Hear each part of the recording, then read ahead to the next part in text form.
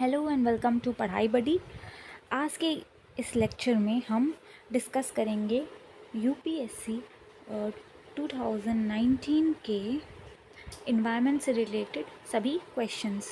तो चलिए स्टार्ट करते हैं। सबसे पहला क्वेश्चन है, consider the following statements. Agricultural soils release nitrogen oxides into environment. This is absolutely correct statement. Next, cattle release ammonia into environment. ये भी बिल्कुल सही है, कैटल भी अमोनिया रिलीज़ करती हैं। कैसे? उनका जो एक्सक्रीशन होता है, जैसे यूरिन है या उसमें अमोनिया होता है प्रेजेंट, जिससे कि वो इन्वायरमेंट में मिक्स हो जाता है। ठीक है। एग्रीकल्चरल सॉइल्स में भी जो फर्टिलाइजर्स डलते हैं नाइट्रोजन वाले, उससे रिलीज़ होता है। आगे देखते हैं। Poultry industry releases reactive nitrogen compound into environment. ये भी बिल्कुल सही है ऑप्शन। तो इसका आंसर हो जाएगा और option number D 1, 2 and 3। Next question, in the context of proposal to the use of hydrogen enriched CNG as fuel for buses in public transport, consider the following statements. The main advantage of the use of HCNG is the elimination of carbon monoxide. देखिए, ये HCNG मतलब hydrogen enrich CNG जो है वो reduce तो करता है carbon monoxide, लेकिन एलिमिनेट नहीं करता। तो यहाँ इस वर्ड के आ जाने से ये ऑप्शन रॉन्ग हो जाता है। 70% रिडक्शन हो जाता है कार्बन मोनोऑक्साइड का, बट एलिमिनेट नहीं होता। HCNG as fuel reduces carbon dioxide and hydrocarbon emissions. ये बिल्कुल ठीक है। हाइड्रोकार्बन और कार्बन डाइऑक्साइड के एमिशन बहुत कम हो जाते हैं, फ्यूल एफिशिएंसी इंक्रीज हो जाती है। ठीक है, और वेस्टेज भी कम होती है। ये इसके एडवांटेजेस हैं। तीसरा स्टेटमेंट है, hydrogen up to 1/5 by volume can be blended with CNG as fuel for buses. ये भी बिल्कुल सही ऑप्शन है। उसके बाद HCNG makes the fuel less expensive than CNG। ये ऑप्शन गलत है, क्योंकि हाइड्रोजन मिलाने से ये फ्यूल जो है थोड़ा सा बिल्ट एक्सपेंसिव हो जाता है एज़ कम्पेयर टू CNG। सो इसका करेक्ट ऑप्शन होगा, ये गलत है, ये सही है, ये सही है। तो 2 and 3।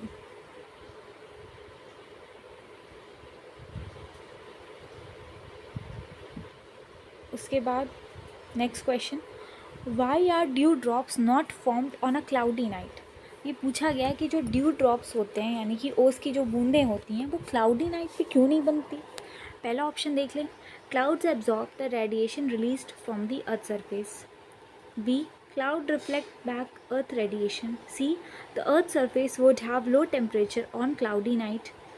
Clouds deflect the blowing wind to ground. इसको समझने के लिए हमें पहले समझना होगा कि ड्यू बनती कैसी है।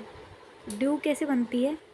जब वेपर्स होते हैं वो कंडेंस, रात के समय में क्या होता है कि टेम्परेचर अर्थ का ठंडा हो जाता है। ठीक है, तो जब वेपर्स एक कोल्ड सरफेस के कांटेक्ट में आते हैं तो क्या होते हैं, उनका कंडेंसेशन होता है, वो ड्रॉपलेट्स के फॉर्म में यहाँ पे डिपॉजिट हो जाते हैं। अब क्लाउडी नाइट पे क्या होता है कि जब अर्थ जो है अपनी हीट हो गई रहती है जो दिन के टाइम में, उसको रेडिएट करती है वापस स्पेस में, तो यहाँ पे जो होता है क्या होता है, क्लाउड का कवर होता है। ठीक है, क्लाउड का कवर है। जब ये रेडिएट करेगी तो क्लाउड का कवर क्या करता है, वापस से इसे अर्थ पे हीट को भेज देता है, रिफ्लेक्ट करता है, जिससे कि अर्थ जो है वो ठंडा नहीं हो पाता रात के टाइम में। और जब ठंडा नहीं हो पाएगा तो ड्यू नहीं फॉर्म हो पाएगी। तो इसका करेक्ट ऑप्शन हो जाएगा option number B, cloud reflect back earth's radiation. Next question, recently there was a growing awareness in our country about the importance of Himalayan nettle, that is Girardinia diversifolia, because it is found to be a sustainable source of anti-malarial drug, biodiesel, pulp for paper industry or textile fiber. So its correct answer is D, textile fiber. क्या है ये Himalayan nettle? Next question, which of the following statements are correct about deposits of methane hydrate? Global warming might trigger the release of methane gas from these deposits. ये बिल्कुल सही है. अच्छा, methane hydrate होता क्या है? पोलर रीजन्स में जो बर्फ़ होती है उसमें मीथेन डिपॉजिट हो जाती है इन दी फॉर्म ऑफ हाइड्रेट. पानी के साथ रिएक्ट करके मीथेन हाइड्रेट बना लेती है. ठीक है. अब पहले ऑप्शन में क्या दिया है कि अगर ग्लोबल वार्मिंग होती है तो क्या ट्रिगर करेगी कि मीथेन गैस रिलीज़ होगी डिपॉजिट में से. बिल्कुल सही है. कैसे? जब ये ग्लेशियर्स जो हैं, जब आइस की जो लेयर है वो मेल्ट होगी तो जाहिर सी बात है कि ये मीथेन भी इसमें से रिलीज़ होने लगेगी जो इसके अंदर बहुत दिनों से स्टेबली पड़ी हुई है. दूसरा क्या है? Large deposits of methane hydrate are found in Arctic tundra and under the sea floor. ये ऑप्शन भी बिल्कुल सही है. आर्कटिक टुंड्रा में आइस की बहुत लेयर होती है और वहाँ पे सी फ्लोर के अंदर भी ये पाया जाता है. ठीक है. दूसरा क्या है? Methane in atmosphere oxidizes to carbon dioxide after a decade और 2. ये ऑप्शन भी बिल्कुल सही है. मीथेन क्या होता है? 10-20 सालों बाद ऑक्सीडाइज होता है ऑक्सीजन के साथ मिलकर वो कार्बन डाइऑक्साइड में कन्वर्ट हो जाता है, फिर कुछ सालों तक इसी के फॉर्म में हमारे एटमॉस्फेयर में रहता है. तो ये तीनों ऑप्शन ही सही हैं. इसका सही ऑप्शन हो जाएगा option number D. Next question, consider the following: carbon monoxide, methane, ozone, sulphur dioxide. अब इसमें पूछा गया है कि which of the above are released into the atmosphere due to burning of crop और बायोमास रेसिड्यू. तो देखिए, कार्बन, जब हम क्रॉप या बायोमास रेसिड्यू को जलाते हैं तब सबसे पहले ग्रीन हाउस गैसेस निकलती हैं. ठीक है. ग्रीन हाउस गैसेस में क्या? कार्बन डाइऑक्साइड हो गई, नाइट्रस ऑक्साइड हो गई, मीथेन हो गई. ठीक है. ये रिलीज़ होती है. साथ ही साथ कुछ पॉल्यूटेंट्स जो होते हैं वो रिलीज़ होते हैं. पॉल्यूटेंट्स में क्या आ गए? कार्बन मोनोऑक्साइड हो गया एंड नाइट्रोजन के कंपाउंड्स हो गए, सल्फ़र डाइऑक्साइड हो गई. ठीक है. ये सारी चीज़ें रिलीज़ होती हैं. तो इसमें ये तो सही है. और साथ ही साथ ओजोन भी रिलीज़ होता है काफ़ी ज़्यादा अमाउंट में. ठीक है. तो ये सारे ही ऑप्शन सही हैं. इसका ऑप्शन डी सही आंसर है. Next question, under the Ramsar convention it is mandatory on the part of Government of India to protect and conserve all the wetlands in the territory of India. अब ये option देखिए, Ramsar convention के अंदर ये तो है कि हम वेटलैंड्स को कंजर्व करेंगे, लेकिन इस ऑप्शन में दे रखा है कि ऑल वेटलैंड. तो ये गलत है. ऐसे वेटलैंड जो रामसार कन्वेंशन के अंदर रामसार साइट्स डिक्लेयर किए गए हैं, हम उनको प्रोटेक्ट करेंगे, उनको मैंडेटरीली प्रोटेक्ट करेंगे. बाकी को अपने नेशनल लॉज के अकॉर्डिंग हम प्रोटेक्ट करेंगे. ठीक है. तो ये ऑप्शन है हमारा गलत. दूसरा ऑप्शन आ जाता है यहाँ पे, the wetland conservation and management rule 2010 were framed by government of India based on recommendations of Ramsar convention. अब ये वेटलैंड कंजर्वेशन रूल 2010 में लाए गए थे गवर्नमेंट ऑफ इंडिया के द्वारा, बट ये रामसार कन्वेंशन के रिकमेंडेशन पे बेस्ड नहीं है. तो ये ऑप्शन हमारा गलत हो जाता है. Wetland conservation and management rule 2010 also encompass drainage area और catchment regions of the wetlands as determined by the authority. इस रूल के अंदर एक कंजर्वेशन अथॉरिटी भी बनाई गई है, तो वो चाहे तो ड्रेनेज एरिया और कैचमेंट एरिया को भी इंक्लूड कर सकती है. तो ये ऑप्शन सही हो जाता है. तो इसका सही ऑप्शन हो जाएगा, ये तो गलत था, इसका सही ऑप्शन हो जाएगा only 3, option number C. Next question, which of the following national park lies completely in the temperate alpine zone. तो इसका Manas national park, Namdapha national park, Neora wild life valley national park and valley of flowers national park. इसका सही answer है option number D, valley of national park, जो कि कहाँ पर है? उत्तराखंड में है. क्या ये टोटली अल्पाइन एरिया है. ठीक है. Next question, Asiatic lion is naturally found in India only. ये बिल्कुल सही है. एशियाटिक लायन की प्रजाति सिर्फ और सिर्फ इंडिया के गिर फॉरेस्ट में पाई जाती है. Double humped camel is naturally found in India only. ये ऑप्शन बिल्कुल गलत है. जो डबल हम्प्ड कैमल होता है वो गोबी डेजर्ट में पाया जाता है. गोबी डेजर्ट में, और जो कि चाइना, मंगोलिया, कज़ाकिस्तान, ठीक है, इन सब देशों में, जो सेंट्रल एशियन देश हैं उसमें पाया जाता है। One horn rhinoceros is naturally found in India only, ये भी गलत है, क्योंकि वन हॉर्न राइनोस पाकिस्तान में, नेपाल में, बांग्लादेश में, ऐसी जगहों पर भी पाए जाते थे। इसका करेक्ट ऑप्शन है option number 1 only.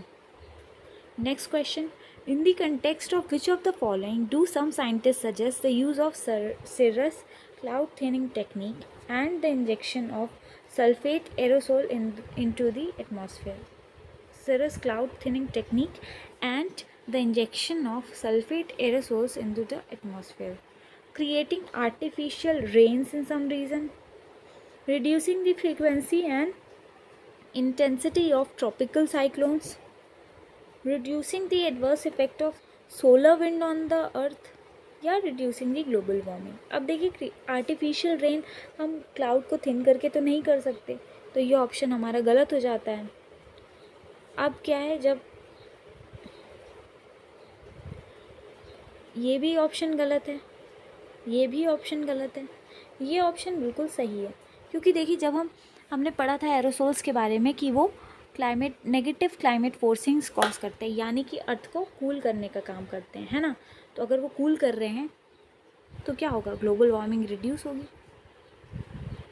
Next question, in the context of which one of the following are the term pyrolysis and plasma gasification mentioned. इसका सही आंसर है वेस्ट टू एनर्जी टेक्नोलॉजीज़। ये सब वेस्ट मैनेजमेंट की technology हैं। Next question, which of the following are in the Agasthyamala biosphere reserve. इसका सही answer है option number A, Neyyar, Peppara, Shendurney wild life sanctuaries and Kalakad Mundanthurai tiger reserve. ये बिल्कुल सही आंसर है।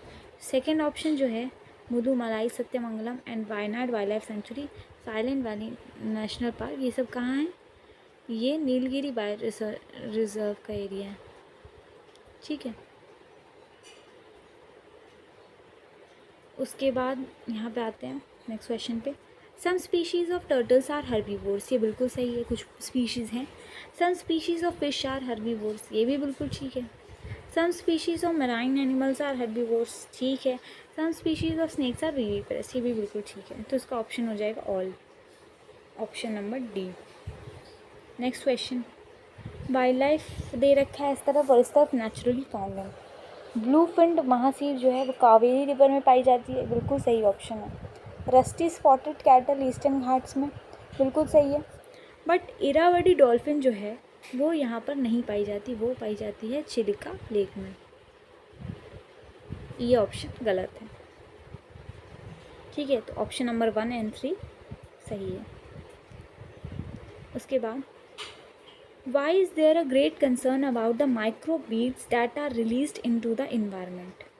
Option number A, they are considered harmful to marine ecosystem. They are considered to cause skin cancer in children. They are small enough to be absorbed by crop plant in irrigated field. They are often found to be used as food adulterant. तो इसका option number ए सही है कि ये marine ecosystem के लिए harmful होते हैं माइक्रोबीड्स, प्लास्टिक के माइक्रोबीड्स, ठीक है। क्योंकि अगर इसमें इनको फिश या और कोई एनिमल्स अगर खा लेते हैं तो फिर उनके ऊपर बहुत डेट्रीमेंटल इम्पैक्ट होता है। Next question, environmental protection act 1986 empowers the government of India to state the requirement of public participation in the process of environmental protection and procedure and manner in which it is sought। तो ये option गलत है, क्योंकि public participation की कोई बात इसमें नहीं की गई है। दूसरा क्या है, lay down standards for the emission और discharge of environmental pollutant from various sources, ये बिल्कुल ठीक है, क्योंकि स्टैंडर्ड सेट करने के लिए कुछ रूल्स एंड रेगुलेशंस बनाने के लिए प्रोसीजर दिया हुआ है। तो इसका ऑप्शन नंबर 2 बिल्कुल सही है। Next question, as per the solid waste management rule 2016 which of the following statement is correct? Waste generator has to segregate waste into 5 categories, ये बिल्कुल गलत है, 5 नहीं होगा, ये होगा 3 कैटेगरीज, ठीक है।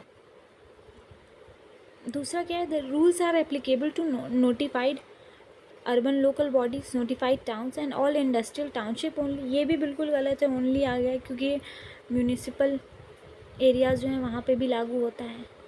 पोर्ट्स, रेलवेज़ से जितने भी इलाके हैं वहाँ सब पे ये लागू होता है।